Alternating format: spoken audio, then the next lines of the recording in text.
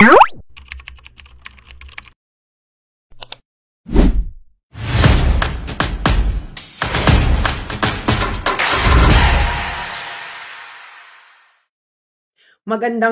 gabi po sa inyo, Wakanda Forever. Ito po si Sas Rogando Sasot, ang inyong favorite na tagalista ng Noisy. Okay, ano ba yan? Baka kakakain ko lang kasi, no? Pakishare na ito. Ang dami nyo naghahanap. Message kayo ng message. Ano ba ako? Para ba akong batang nawawala? Hanap kayo ng hanap? O, ito na ako. Baka pagsuot nga ng hoodie. Para ano tayo ngayon? Very cyberpunk. Ayan. Ito po, nandito na ako. I-share nyo na. Kanina, hanap kayo ng hanap. Message kayo ng message. Hindi na magkanda-ugaga ang aking cellphone sa notification ng mga naghahanap sa akin. Ayan, nandito na ako. Hello, Wakanda Forever. I-share nyo na ito dahil marami na naman tayong i-expose. Ayan. Salamat sa mga nag-worry, pero hindi kayo dapat mag-worry sa akin. Dapat mag-worry kayo sa Pilipinas, sa bansa natin. Okay? Dahil isang tao lang po ako. Ang Pilipinas po ang nanganganib. Nanganganib sa kuko ng mga high. High ang ambisyon, high ang wala nang kinakatakutan. Pero i-share nyo muna ito para yung mga hanap ng hanap, andito na ako, nasa na kayo? Ligo na me, where na you? Okay. Tiyempong-tiyempo na, ikukwento ko lang sa inyo kung ano nangyari. So, ilang oras bago mag-start ang hearing ni Pangulong Duterte sa ICC, bigla akong, alam mo ginawa sa akin? Bigla akong sinuspend. Okay? Sinuspend. Can you imagine? Tapos, ang dahilan ng aking suspension, alam nyo kung ano? Dahilan ng aking suspension ay tungkol sa isang post ko. Ikaw ang Crisette ang may dahilan. Nag-aasaran kasi kami ni Crisette noon. Crisette Chu. Tapos, sinuspend na nila ako sa post na yon nung February 1, nasuspend na nila ako. Tapos, yung same post na yon na dinilit na mismo ng Meta, sinuspend uli nila ako, dinilit na nila yun eh. Ito pa, Meta, alam nyo, halata na kayo, sinuspend nyo na ako sa post na yon nung February 1. Sinuspend nyo uli ako, dinilit nyo na yung post. Okay, so bakit sila atat na isuspend ako during that first hearing? Bakit? Bakit kamo? Ipapakita ko sa inyo kasi, alam nyo, ito ang dahilan. Nakikita niyo yung followers ko, 400,000 plus lang. 400,000. Di ba? 400,000. Pero, alam nyo kung ano na ang reach ko. Ang reach ng aking kakaunting followers. Kakaunting followers ng 425,000. Alam nyo kung ano na ang reach. Papakita ko sa inyo kung bakit atat na atat silang patahimikin ako. Ang reach ko po, as of this moment, ay 124,831,634. As of this moment, nakigits yun na. Kaya atat na atat silang patahimikin ako. Okay? So, ine-stop nyo na ba yung pagdami ng followers ko pero hindi nyo ma-stop yung reach ko? Can you imagine? Ang followers ko 425,000. Ilan ba? 425,000? 400,000? Pero ang reach ng vlog ko na 425,000 followers ay 124,831,634. Kaya hindi na kayo magkanda-ugaga. Sa mga nagtatanong po sa akin, hindi po ito monetize dahil tinanggalan na po nila ako ng monetization matagal na dahil akala nila pag tinanggalan nila ng monetization yung page ko, tatahimik na ako. Pero dahil ako ang number 1 tagalista ng Noisy, hindi po ako mananahimik. Bakit hindi ako mananahimik? Dahil po ito po ang tunay na may prinsipyo, may isang salita. Kaibigan mo, kaibigan ko, siya si? O, 452,000.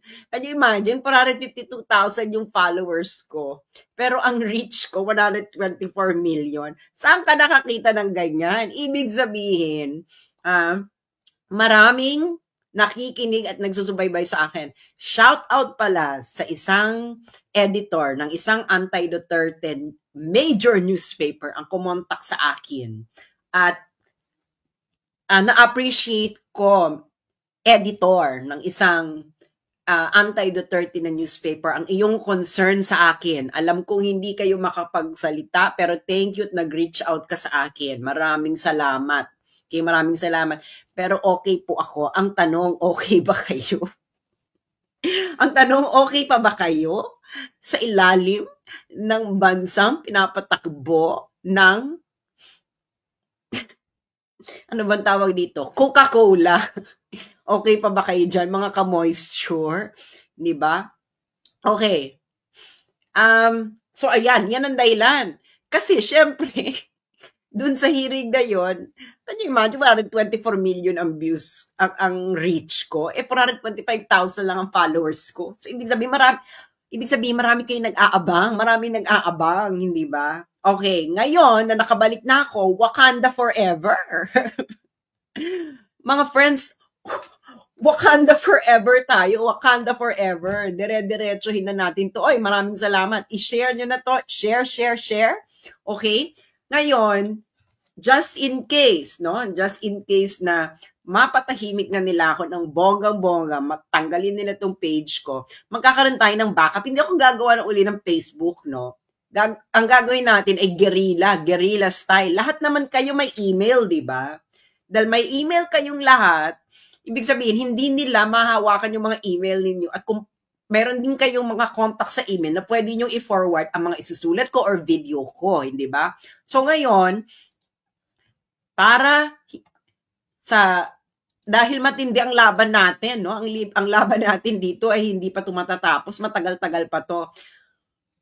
Meron akong Substack, okay? Hindi nila ito magagalaw dahil diretso ang mga isusulat ko sa email ninyo at hindi nila malalaman kung anong mangyayari dahil hindi nila alam kung gaano kumakalat. Marami na ako ditong followers, okay? Diretso ito sa email. So, iscan nyo na ba ito ngayon? Pakiscan na ngayon to. Lahat kayong nakikinig sa akin, please scan this code or i-screenshot right now, right here and there. Okay? Ayan gaganyan ko muna.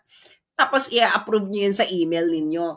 Para kung mawawala ako, ipapatahimikin uli nila ako, pupuntahan nyo na lang yung email ninyo. Hindi ba?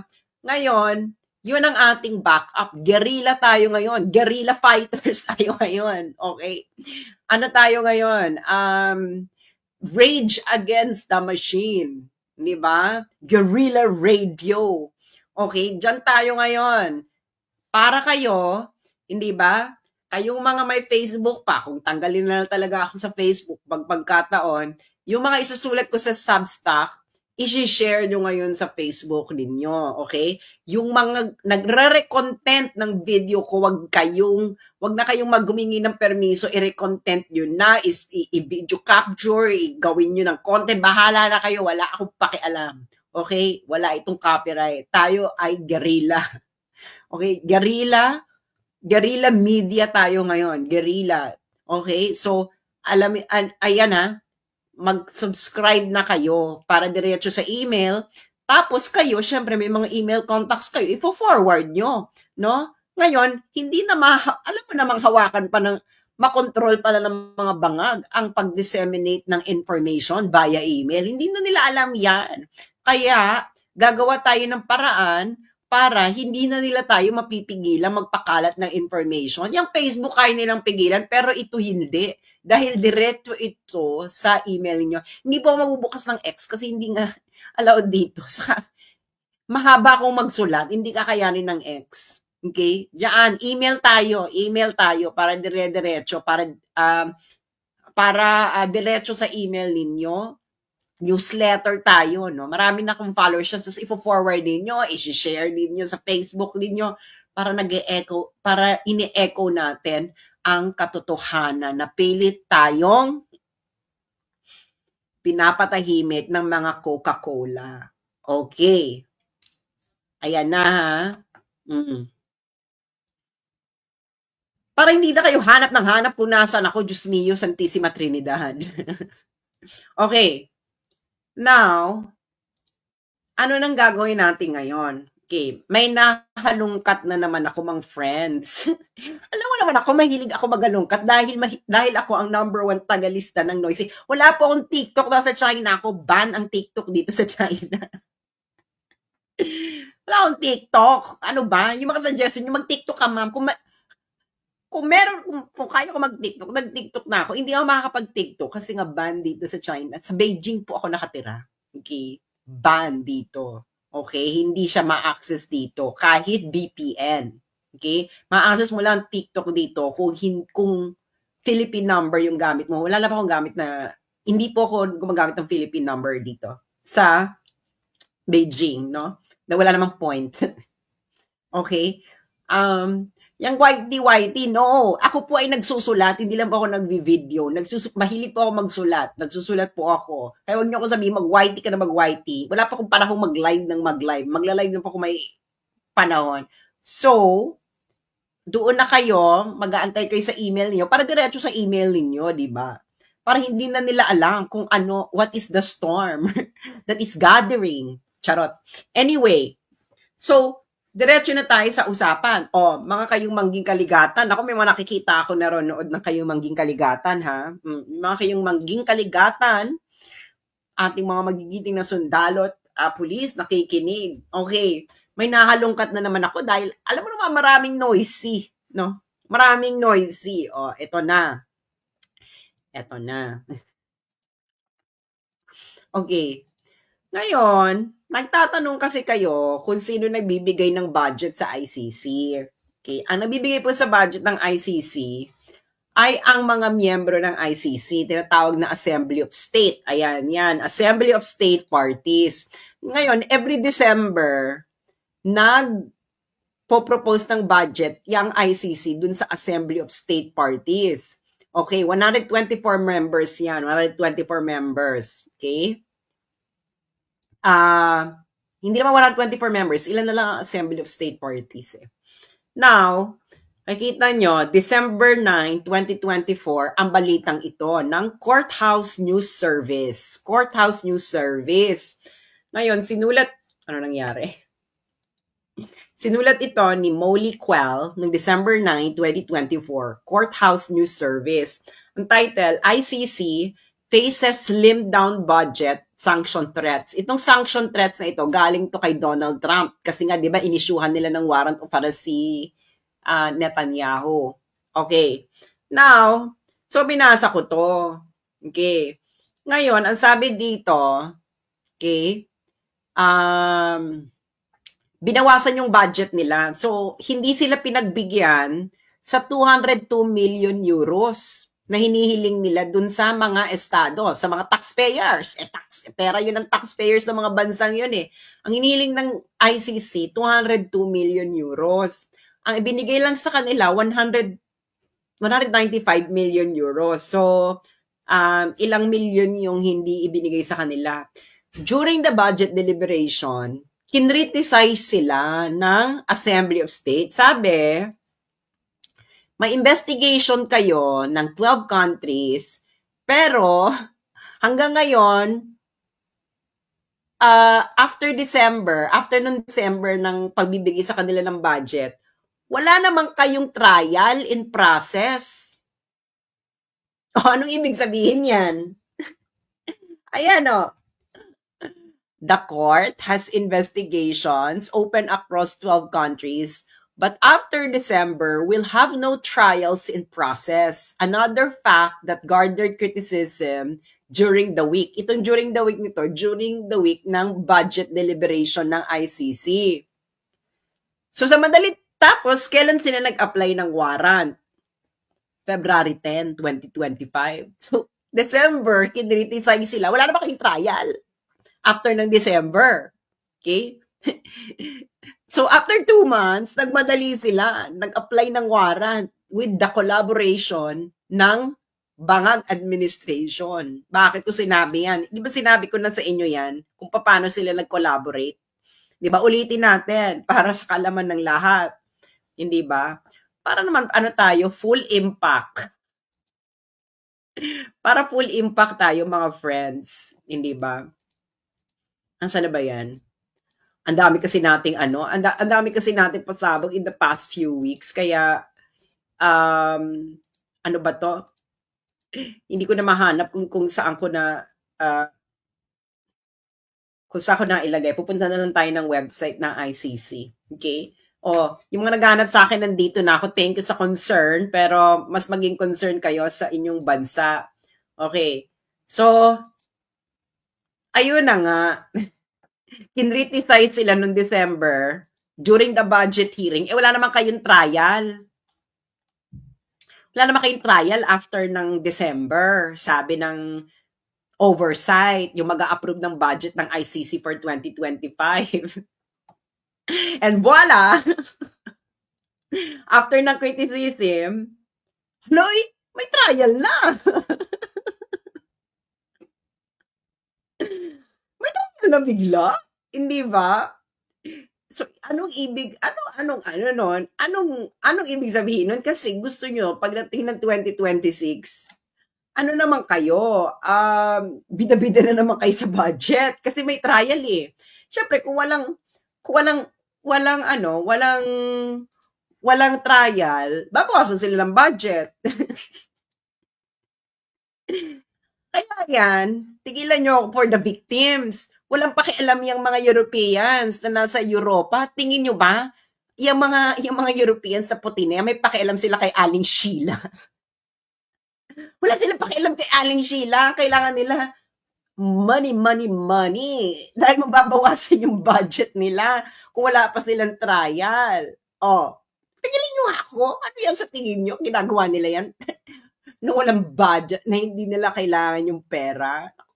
Sandali, ito. Sasabihin ko sa inyo, para lahat tayo maibidensya na may talagang sabuatan.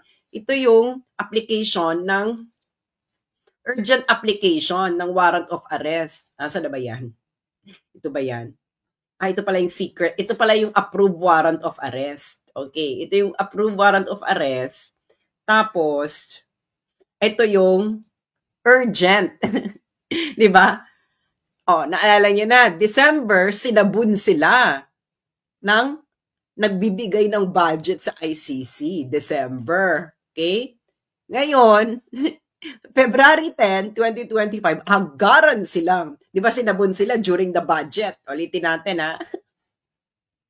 Ulitin natin, mga friends. Okay? Ulitin natin. Ayan. Eto yan, di ba? December, sinabun sila na nagbibigay budget sa ICC, yung mga members ng ICC. Ang sabi, meron kayong investigation ng 12 countries, pero after December, we'll have no trials in process. Ayan, another fact that garnered criticism during the week. So, kinriticize yung mga trabahador ng ICC na humihingi ng budget. So, kung baklaan ito, sabi nung nagbibigay ng budget, Cheng, hingi ka ng budget. Wala ka namang trabaho.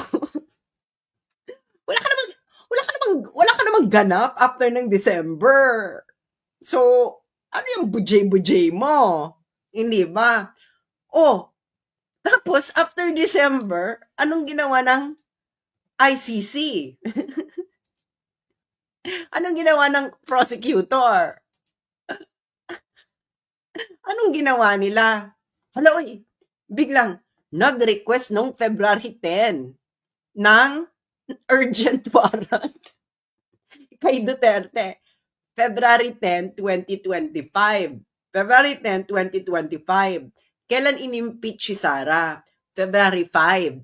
So after ma-impeach si Sara, yung ICC nag-apply ng urgent warrant laban kay Digong. So,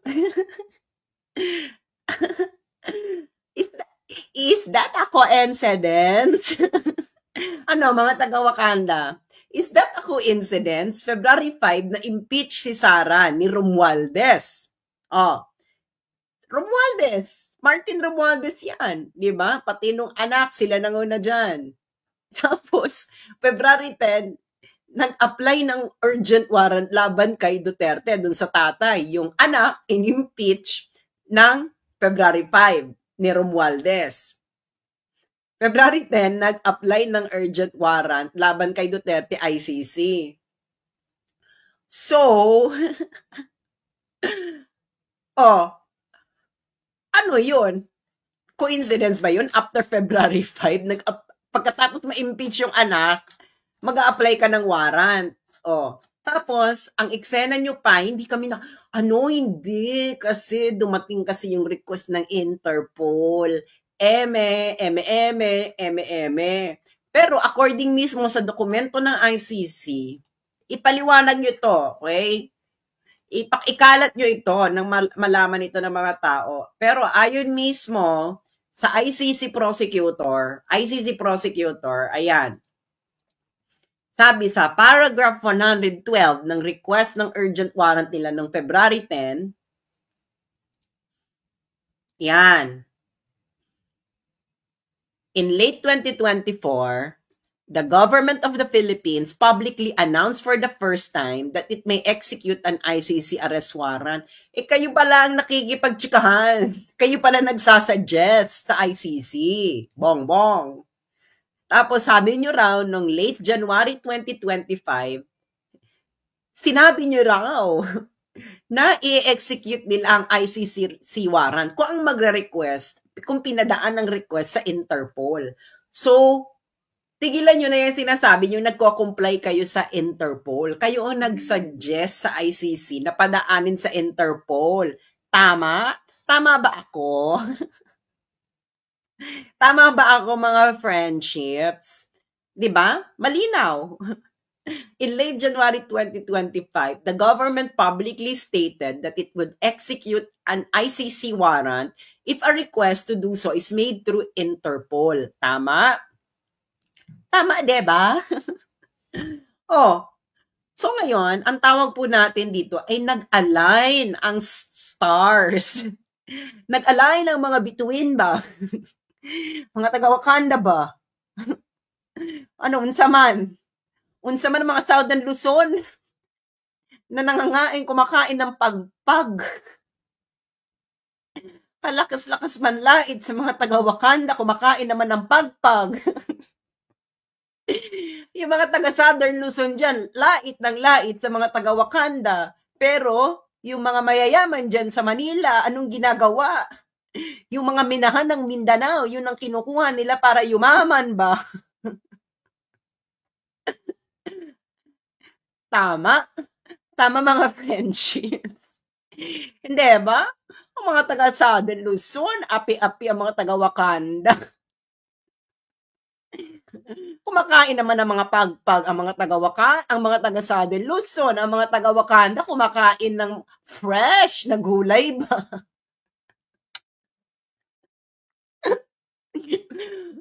Kumakain ng fresh. Tapos pag magnakaw ka dyan, depende na lang kung nasaan ka, no? Siguro yung pinakamatinding parusa mo dyan sa Wakanda, talagang bobogin ka ba ng mga tao pag ikaw ay nag-snatch. Pag nandiyan ka pa sa mas disiplina mga Muslim, potol kamay. Kayo dyan sa Southern Luzon, snatching is a way of life. Anyway. Wakanda forever. Wakanda forever. Hindi pa ako Bisaya. Hindi ako Bisaya, mga magulang ko ay taga Bicol, pero hindi ako lumaki ng Bicol. Pero ako po ay Wakanda forever. Wakanda forever. Anyway, so nag-align ang mga bituin ng mga taga Southern Europe. Nag-align ang mga bituin ng mga taga Southern Europe, ng mga taga Luzon, at ng mga taga Dahig. Yung mga taga Dahig, kailangan nilang magka-trial. Di ba? Oh, hindi ba ako tama ng pagkakabasa ko dito? Kailangan nila magka-trial.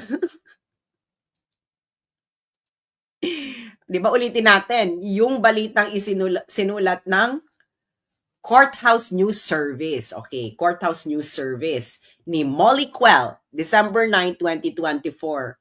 Di ba? ICC faces slim down budget. Okay. Tapos, ang isang criticism nila during the budget month ng pagkuha ng budget ay wala kayong trial after ng budget, ng bigayan ng budget. Tapos, after 2 months, agad-agadan silang nag-apply ng urgent warrant laban kay Digong.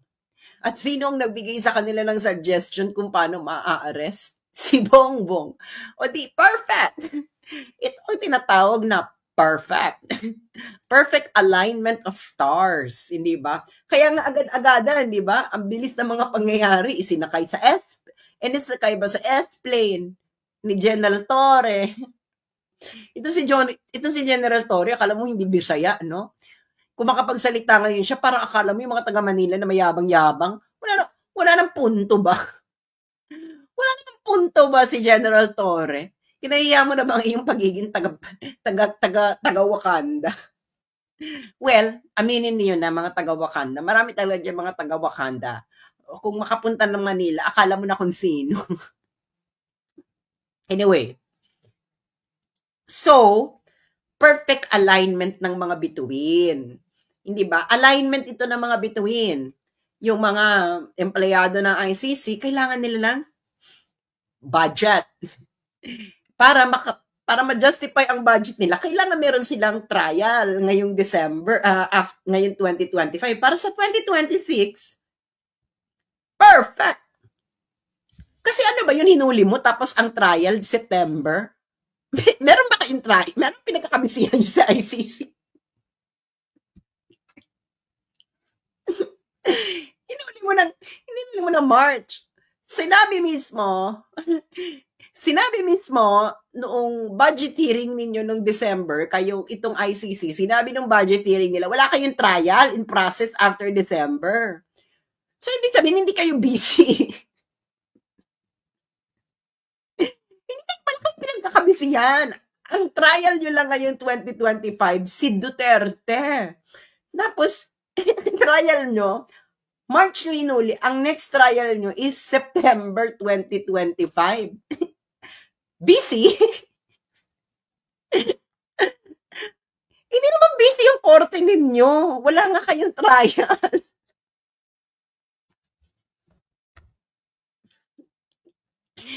Yung Pilipinas, reklamo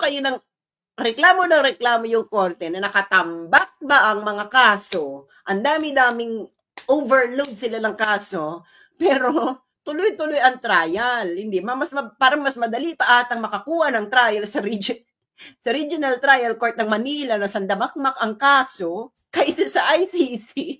Hinuli mo ng March, ang next trial mo, September, April, May, June, July, August, September, after 6 months. Busy kayo.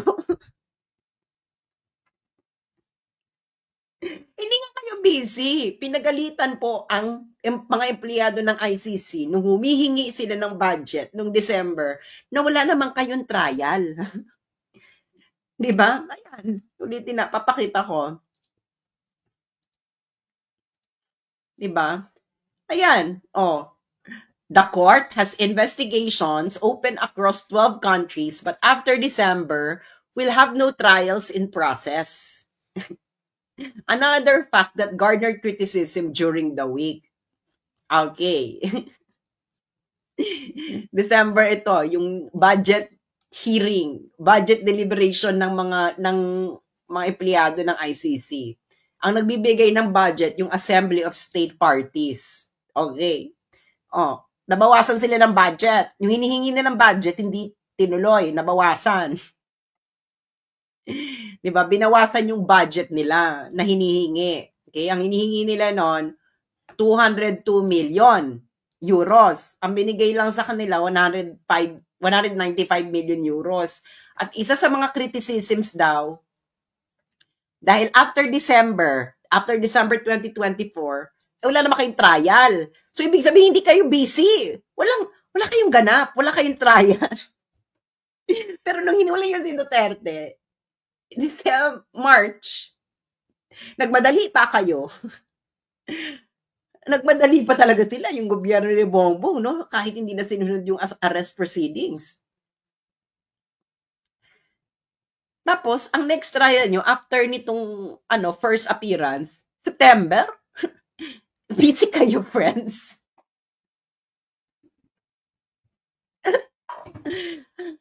So mga taga-Wakanda, ano to? Mga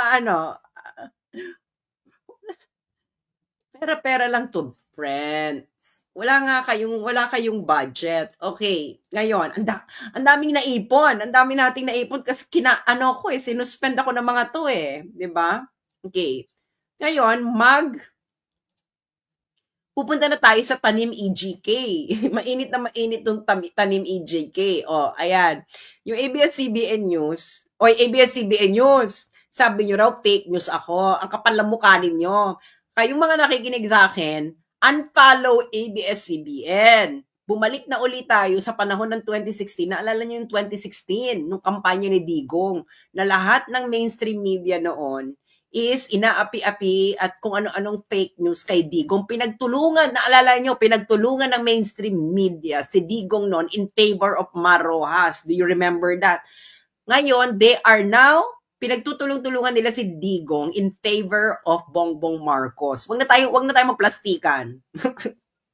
This is too late para makipagplastikan. Alam namin showbiz kayo, pero alam na namin na ang hilatsa. So, follow SMNI. SMNI ang i-follow ninyo. Huwag niyong hahayaan na itong mga balasubas na ito na mainstream media ba ay kumita sa trial ni Duterte. SMNI or yung Times of India. I believe ang Russia Today, i-cover din nila yung hearings ni Duterte. Pero hindi pa ako sure, pero most probably they will. Okay. Kaya, itong mga to, boycott, wag kayong kukuha dyan, wag nyo silang tangkilikin, dahil yayaman sila sa live streaming.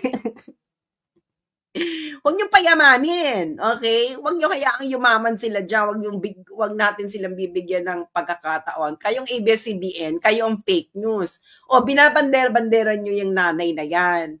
Yung nanay na yan, hawak-hawak niyang anak niya. Yung anak niya ay namatay noong July 2, 2024. Pero kayo ABS-CBN News, ang claim ninyo, ABS-CBN, kayo nag-claim nito ito ay nanay ng biktima na namatay during the drug war ni Duterte. Paanong nangyari na ang July 2, 2024 ay drug war ba ni Duterte, ang nakaupong presidente dyan ay si Bongbong Marcos.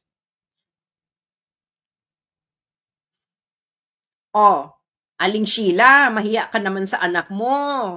Patahimikin mo na ang kaluluwa, ginagamit mo pa para magkapera. Nategi na yung anak mo. Ewan ko kung paano nategi yung anak mo, no? Gusto kong, meron ba ang nakikinig sa akin kapitbahay ni Aling Sheila? Kasi tuwing may mga ganyang victim, eme-root, ang pinakamaganda is kausapin ng mga kapitbahay. Kasi ako ay lumaki sa community na parang ganun tong community nila na close-knit, na may looban, ganyan. At alam nila ang mga hilatsyan ng mga itong binabandera, mga pagmumuka. Kaya gusto ko makausap ang mga kapitbahay. Kapitbahay ni Aling Sheila, meron bang nakikinig sa akin kapitbahay ni Aling Sheila? Gusto kitang makausap. Sino ba tong anak niya na ibinabande-bandera niyang biktima daw nung drug war ni Digong? Na binabandera ng CPP-NPA ni Attorney Conti. Tigilan mo ko, Attorney Conti. Member ka ng CPP-NPA. Ano yan, di ba? Nominee ng Makabayan. So, ginagamit ito ni Attorney Conti na nominee ng Makabayan Black. Ginagamit mo sila, tapos ang kapal pa ng mukha ng sabi ni Attorney Conti, pag tinotroll daw ang victims ng drug war, lalo daw makoconvict si Digong. So, para mo na rin sinabi na yung ICC court ay kangaroo court nga. Ano namang pakialam nila dito sa anak ni Aling Sheila na namatay ng July 2, 2024? Yung kaso doon, yung kaso doon na hinaharap ni Digong 2011 to 2019, tapos 43 pa. Papunta tayo dyan sa 43 number, ha? Ginamit mo, Aling Sheila, yung anak mo, hindi ka na nahiya. Mga kapitbahay ni Aling Sheila. Hindi ako gusto kong i-verify. May mga unverified kasi yung sinasabing kung paano nategi yung anak ni Aling Sheila. Ngayon, ang malinaw dito, ang anak ni Aling Sheila na binabandera ng Makabayan Black na biktima daw ng drug war ay namatay nung July 2, ay binuro nung July 2, 2024. Ano yan, Aling Sheila? Daig mo pa. Ang tagal namang lamay niyan. Ang tagal namang lamay niyan kung namatay ng war, kung nategi nung war on Drugay. So, madaling salita, dapat ang sinisisi mo dyan, Aling Sheila, si BBM. Pero bakit ayaw pasisi ng Makabayan Black si BBM? Yun ang tanungin ninyo, mga sundalo at mga pulis. Bakit ayaw mention ng Makabayan Black na ang anak ni Aling Sheila ay nategi nung panahon ni BBM? Hindi pa rin natin alam kung paano nategi. Pero alam natin, ginagamit ito ng Makabayan Black sa kanilang propaganda. This is all propaganda. Okay. Next. Diyos ko doy. Ewan ko sa inyo ba, kayo mga NGO, nangangailangan na naman kayo ng pera. Pag NGO, mukhang pera yan. Hindi naman nila sariling pera yan. Okay? Kailangan nila ng funding. Kaya kailangan nila namang eklabo na ganyan. Okay. Pupunta ngayon tayo. Okay. Kanino ko ba pinapost habang nakabartolina ako? Maraming salamat sa inyong mga nandito, kararating pa lang. Yung mga naghahanap sa akin, thank you po sa inyong concern, hindi ba? Sa akin. Okay, kanino ba pinapost itong Tanim EGK again? Tanim EGK. Diba? Paano naman itotroll yung mga biktima? Wala pong biktimang tinotroll. Kasi kung biktima, deads na. Paano mo itotroll yung patay, Attorney Conti? Ang inuusisa ng mga kapitbahay nila yung mga binabandera nyo dyan, Attorney Conti. Kung hindi nyo ba naman binabandera yung mga yan, hindi makikilala ng kapitbahay. Bakit kami ngayon ang may kasalanan? Ang may kasalanan yan, yung mga kapitbahay nila. Dahil nakilala sila ng kapitbahay na bisto ang inyong kalakaran. Ang sabi ito pa, sa Canada, ito na naman, Diyos ko Lord, sino ba kayong, sa Canada, Inquirer, isa pa kayo. Sabi ng Inquirer, Phil Canadian groups welcome Duterte's ICC arrest, call for justice. Tapos, ang isang litratong nandun ay si Jennifer Laude. Si Jennifer Laude po ay hindi po ito nategan ng war on drug, during the war on drug. Si Jennifer Laude po, ito po ay panahon ni Pinoy, ang nakategi po dito ay isang Amerikanong sundalo. At ang kwento dito, kaya ito ay nategi dahil hindi dun sinabi sa sundalo na meron pala itong Nutribam. Hindi niya sinabi sa sundalo bago sila magtorjakan na meron siyang Nutribam. Ateng, hindi ba? May Nutribam ka. Yung otoko lasing. yung Otoko ayaw ng may Nutribam. Biglang habang sa kainitan ng panahon, lumabas si Junjun. Talagang magwawala yung lalaki. Well, hindi ko kinokondon yung lalaki. Sinasabi ko lang kung anong nangyari. So, paano naman itong nangyari ng biktima itong si Jennifer Laude ng EGK? Pwede, extrajudicial kantutan.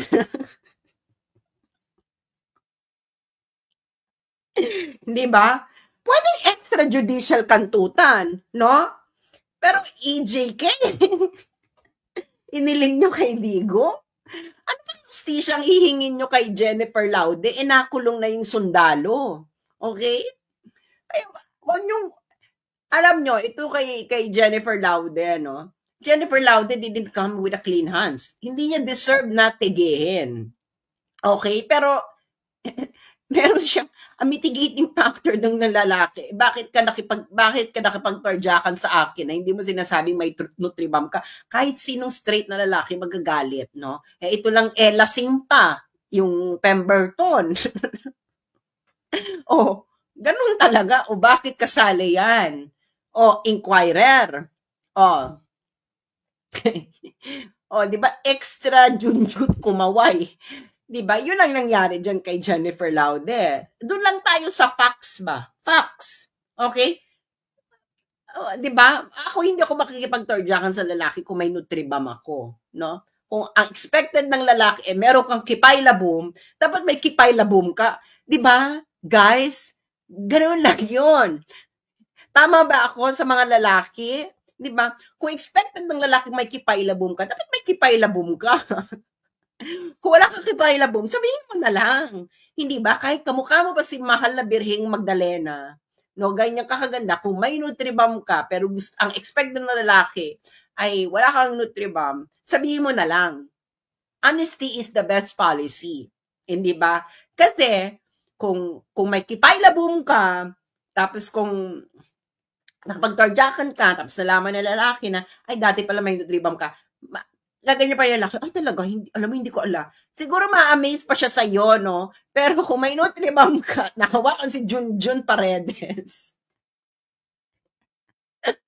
Ateng, sinasabi ko sa'yo, inilagay mo ang buhay mo sa bingit ng Pemberton. Ganon. So, hindi ito EGK, no? This is extra Junjun kumaway. So, ito naman yung inquirer, even hindi man lang sinilip. Ano pa? Di ba? Ano pa ba? Ang dami kong pinapost dahil ang dami kong nakitang tanim AGK, kung ano-anong nakakahiya kayo. As in, hindi ba? Gumagamit kayo ng patay ng ibang patay. Use your own, use your own dead relative. Bakit ba kayo gumagamit ng hindi kayo nagpapaalam doon sa may-ari ng patay?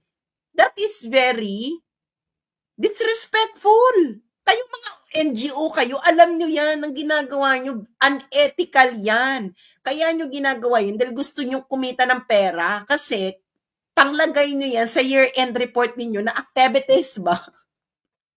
Activities ba nyo sa mga funders ninyo? Diba? Ano yung nyo, activities nyo sa year-end report na ito ang ginawa namin nung 2025, nagrally-rally kami, meron kami mga EJK victims, di ba? Pero, sa kagagahaman ninyo ba sa budget, nagkabuhol-buhol na kayo. Kaya itong mga NGO na ito, dapat ito ay ireklamo ito sa mga foreign funding agency nila na gagamit ng patay. Ito pa, Diyos mio, Santissima Trinidad ba, ang mga kakampings na baliw-baliw na. Ito pa, Diyos mio, Santissima, ito. Kakampings. Sabi nitong kakamping ba na ito, do you remember the kid who while playing with his friends in their Tondo neighborhood was shot dead by a police officer out of nowhere? And do you remember the police officers Excuse? It was an accident, he said, that while patrolling the area, he tripped and accidentally fired his gun. The kid's name was Aldrin Pineda. He was 13 years old. O paano ba man makasalanan ito ng on drugs? Kaya, alam nyo, kayong mga anti-Duterte, para kayong mga supporters ni Kamala Harris. Wala na kayo sa huwesyo. Lahat na lang, reklamo ninyo, lengk-lengk ninyo kay Degong. Kaya galit sa inyo mga tagawat, kayong mga wala na kasakatinuan, yung excuse ng police, gumagamit na naman kayo ng patay. Hindi nyo patay. Tanungin nyo muna yung relative. Hindi ba? Kung pwede ba itong ba? Sa JK. Hindi ba?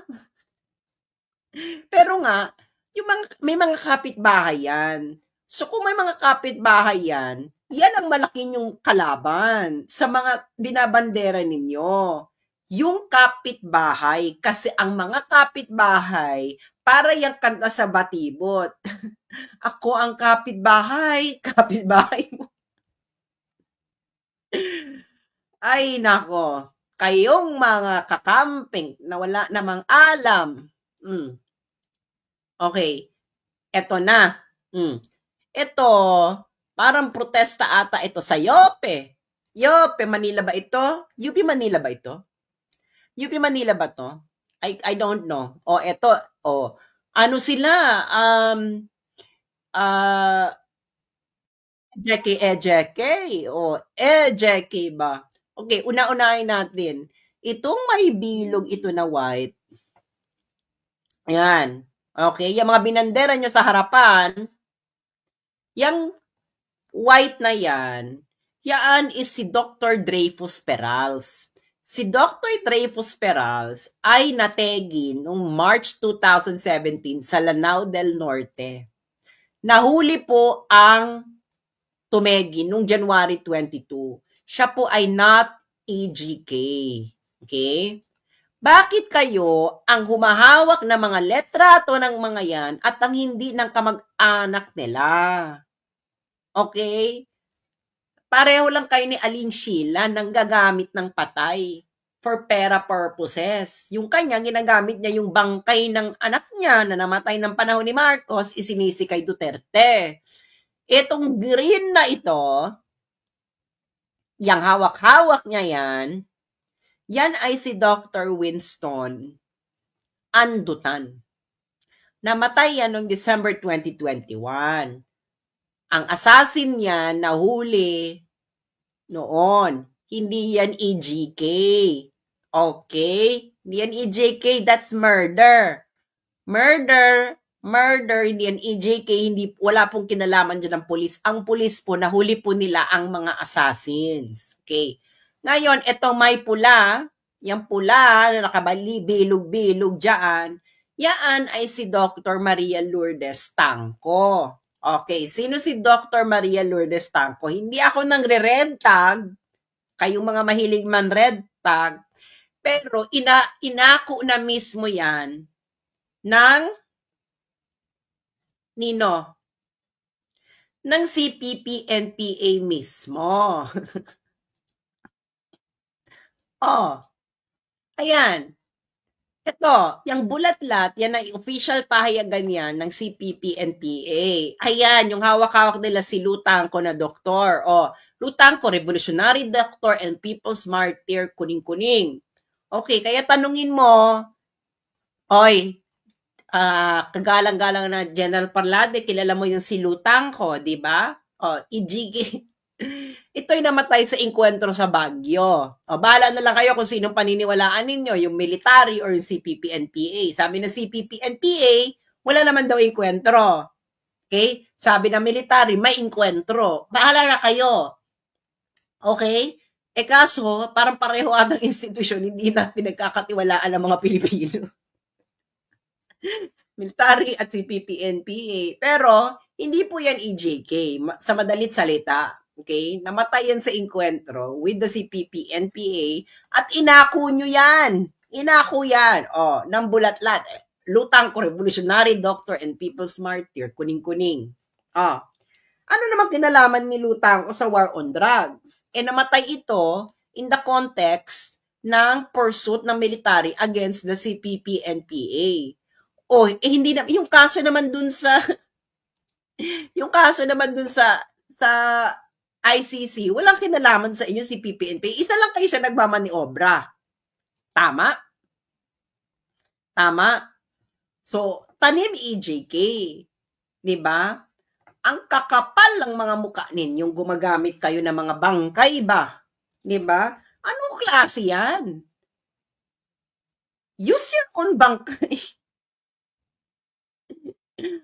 Meron pa. Papakita pa natin. Mga tanim EJK ang mga puta. Ito sa UST, mahiya kayo UST. Diyos mio, Santissima Trinidad. Itong si Atio Castillo, ito ay nategi sa hazing.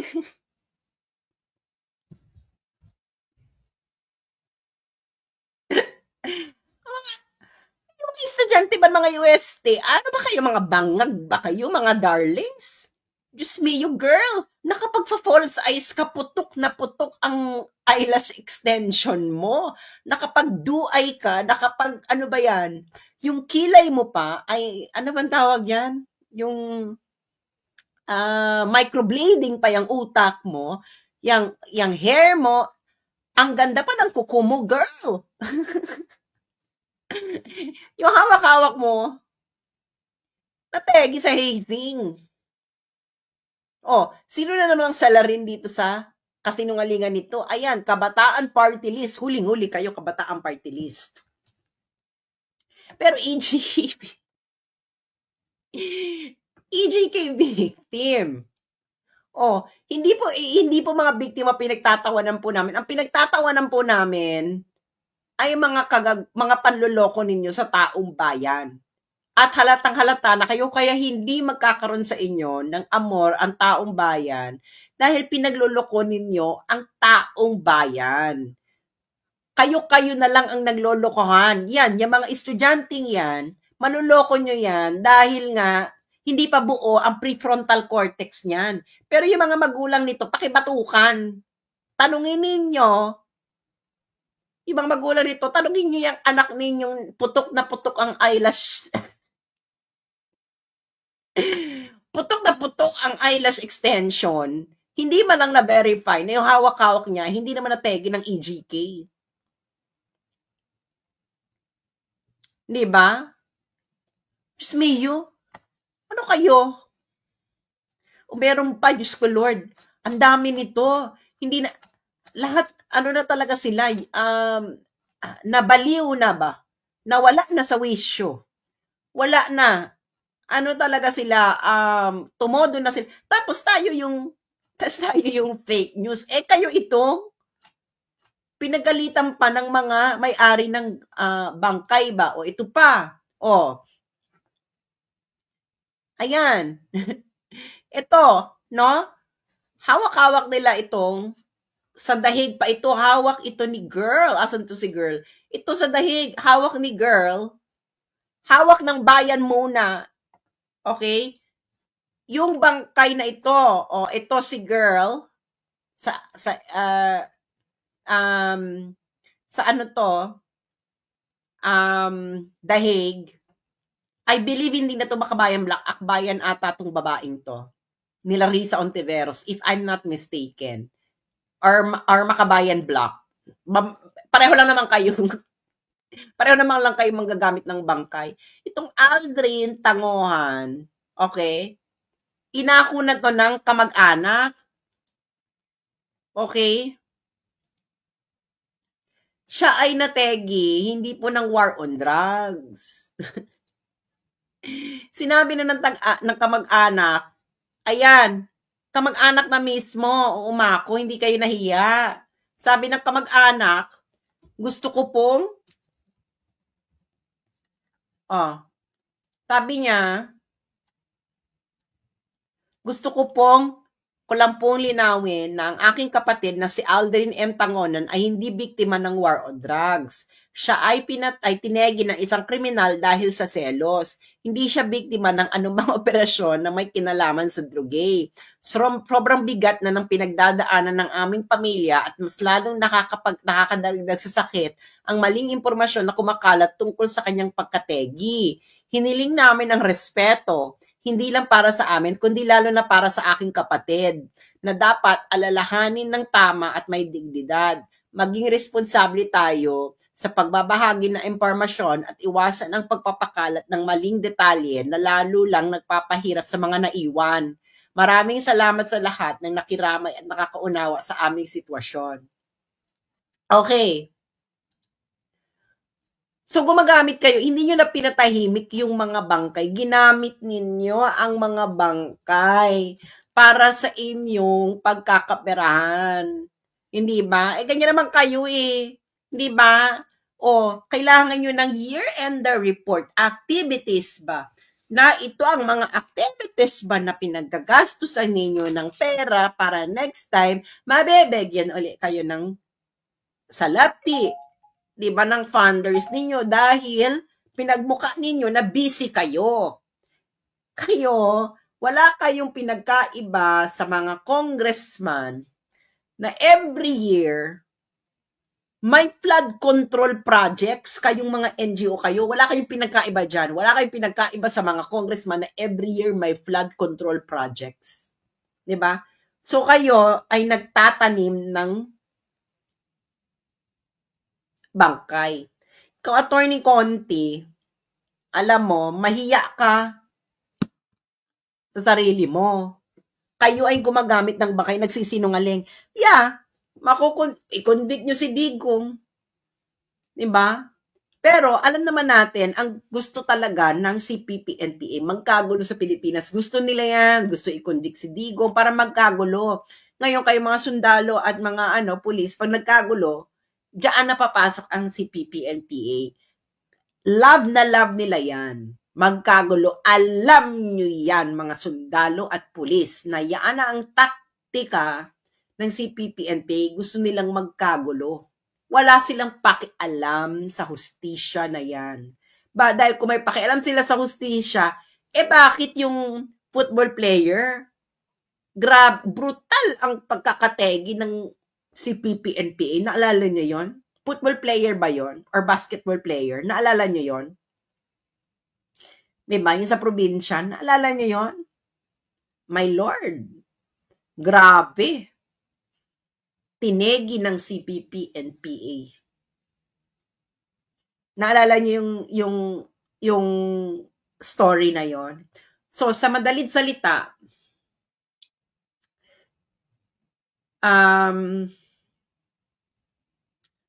tibayan niyo yung loob ninyo, no? Lalo na yung mga taga-Wakanda. Hindi pa to tapos. Si Absalon ba yon? Tamasbate, football player. Ano ang pangalan? He was Viking. Tinegi yun ng CPP-NPA. Kapal naman ang mukha ng CPP na Makabayan Black na bakit hindi niya maipakita yung biktima ninyo? Kaya, etong mga to, they are now out of their wits. Hindi na nila malaman kung ano ang gagawin nila. Okay? Dahil sila mismo nagkaka-watak-watak na. Bakit? Naalala nyo, nag-apply ng writ of habeas corpus ba? Yung magkapatid, si Kitty saka si Baste. Ito yung manifestation ng Office of Solicitor General. Okay. Ngayon, ang sabi, itong nakakaloka. Kasi nga, pinag-respond itong gobyerno. Ang OSG po, Office of the Solicitor General, abogado po ito ng gobyerno. Tapos, sabi nila dito, sa paragraph 4, in steadfast adherence to this sovereign decision, the OSG has consistently maintained, both in its submissions before the ICC and its public statements, that the case of the Philippines was not admissible and that the ICC failed to timely exercise its jurisdiction. Consequently, the Philippine government has no obligation to cooperate with the ICC nor recognize any process emanating from the ICC following the effectivity of the country's withdrawal from the Rome Statute. Considering the OSG's firm position that the ICC is barred from executing jurisdiction over the Philippines and that the country's investigative, prosecutorial, and judicial system is functioning as it should, the OSG may not be able to effectively represent respondents in these cases and is constrained to recuse itself from participating herein. Can you imagine? Sa tanda kong ito, 40s na ako, ngayon lang ako nakakita ng Office of the Solicitor General na nag-refuse ipagtanggol ang administrasyon. Correct me if I'm wrong, pero ito lang ang kauna-unahang naalala ko. My memory might be failing me. Pero sa mga mas matanda sa akin dito, nakakita na ba kayo ng Office of the Solicitor General na nag-excuse na huwag ipagtanggol yung mga government officials, lalo ng administration? OSG mismo nagsabi, hindi ba, na wala nang obligasyon ng gobyerno, hindi kasama. So, nanindigan si Maynard Guevara at ang OSG. At ayon sa aking, ayon sa kaparangan, ang tawag na daw sa loob ng institusyon na ito sa mga namumuno ng ating bansa ay bangag. Ang tawag na raw nila doon sa mga namumuno ay bangagers. Okay? So yung OSG, dinedma, hindi namin kayo pagtatagbol dahil ito ang official position. So, nagkakawatak-watak na kayo. Well, pwede nyong i-fire si Maynard Guevara, pero nagsabi lang naman ng totoo si Maynard Guevara, ang OSG. Ayan, lahat sila ang dami nila nag-signature. In fairness, naku, ang tatapang ng mga to ni Maynard Guevara, Marisa de la Cruz Galandines, Maria Cielo C. Rondain, Mirna Agno Canuto, Hermes Ocampo, George O. Orta, Joel Villaseran, Jennifer Siron, Giselle Hernandez, Justine Ryan Morilla, Sang Mi Lee. Ang tatapang ninyo, friends, pero believe kami sa inyo. Talagang nanindigan ng OSG. So, kung mawalan kayo ng trabaho, hero na kayo sa mga Pilipino. Maynard, ito hero na natin to, si Maynard Guevara, Marisa de la Cruz Galandines, Maria Cielo C. Rondain, Mirna N. Agno Canuto, Hermes Ocampo, George O. Orta II, Joel N. Villaseran, Jennifer Siron, Giselle P. Hernandez, Justine Ryan Morilla, at Sang Mi A. Lee. Kayo ay hero na sa amin. Kasi naloka nga. Naloka nga si si Salvador Panelo nung binasa niya yan. Hindi niya kalain na gagawin ng OSG yan, na hindi namin pagtatanggol yung mga akusado dyan. So, for the first time, ngayon lang ako nakita ng OSG, hindi na ipagtatanggol yung mga akusado na sa gobyerno. So, yun ang sabi ni Attorney Panelo. So, sabi ni Attorney Panelo, as regards the manifestation and motion filed by the OSG, filed in the Supreme Court, recusing itself, the Office of the Solicitor General recuses itself, ibig sabihin ayaw niya, hindi siya i-represent ang mga responsable dahil ito ang kanilang firm position na walang jurisdiction ang ICC. Therefore, hindi mapagtatanggol ng OSG yung mga nagpahuli kay PRRD. So, ibig sabihin, read between the lines, ang parang gustong palabas ng OSG ay ang arrest, detention at kidnapping ni PRRD ay walang bisa. Ito ay illegal at unconstitutional. Mahirap ipagtanggol ang mali. Parang ganun ang gustong sabihin ng OSG. Hindi ba? Well, pwede naman mga kakamping. Kakamping, kayo na lang magtanggol.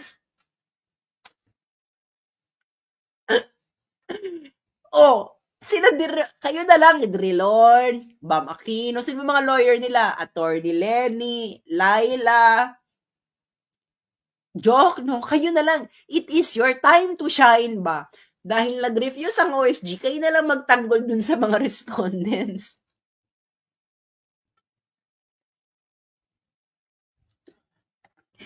Unbelievable. Ngayon lang ako nakakita sa buong talambuhay ko na ang OSG nag-refuse na ipagtanggol yung mga respondanteng taga-gobyerno. So, alam nyo na. So, yun lamang po, mga kababayan. Maraming salamat sa mga naging concern. At again, uulitin ko, yung mga kararating pa lang, okay? I-review nyo na lang to kasi nagbigay ako dyan ng papakita ko na nga lang uli para okay, ito. Para lahat ay ma-inform. Okay. Lahat po ng mga ngayon, paki-scan na lang po ito. Ito po ay aking Substack. Okay? Diretso po sa email ninyo. Kung mawala man ako permanently or pangmatagalan, gagamitin ko itong Substack account ko at diretso sa mga email ninyo ang aking mga sasabihin. So, hindi na nila makokontrol yon kasi makokontrol ba nila kung hindi rin nila makikita kung kanino nyo pino-forward yung email. Hindi ba? Ng aking mga write-ups. Hindi ba? So, pakiscan na lang yan para kung sakasakali na talagang tuluyan na talagang mabangag ng bonggang-bongga, hindi na makabalik. Alam mo yon, hindi na makabalik sa kabangagan is ito ang aking backup. Okay? Ako pa ay writer, kaya itong pinaka-best sa aking platform. So, para kung mangyari, i-scan nyo na yan, i-add nyo, at kung mawala ako, i-check ninyo yung email ninyo at kung anong mabasa nyo yun, i-share nyo na lang sa Facebook. Hindi ba? Or i-forward ninyo sa mga kakilala ninyo, ganyan. Di ba? Lahat kayo may email. Imposibleng wala kayong email.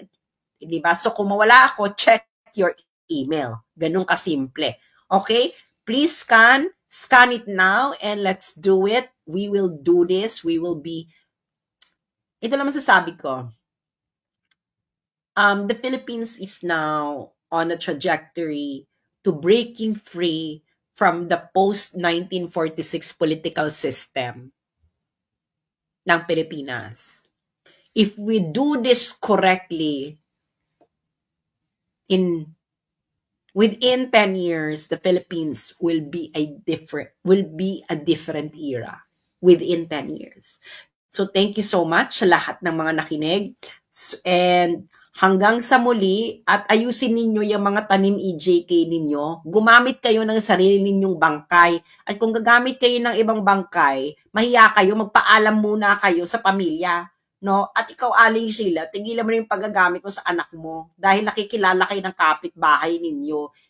Attorney Conti, hindi kami may kasalanan kung nakilala si Aling Sheila ng kapitbahay niya. Yung kapitbahay niya sisihin ninyo. Babush. This is